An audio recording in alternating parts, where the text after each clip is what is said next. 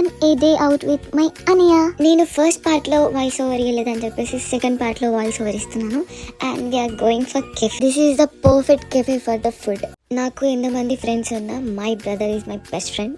అన్నీ షేర్ చేసుకుంటాం, like we're like cute friends అనమాట. అండ్ ఈ కెఫేకి మేము రేటింగ్స్ అన్నీ చూసి వచ్చాము ఫుడ్ గురించి.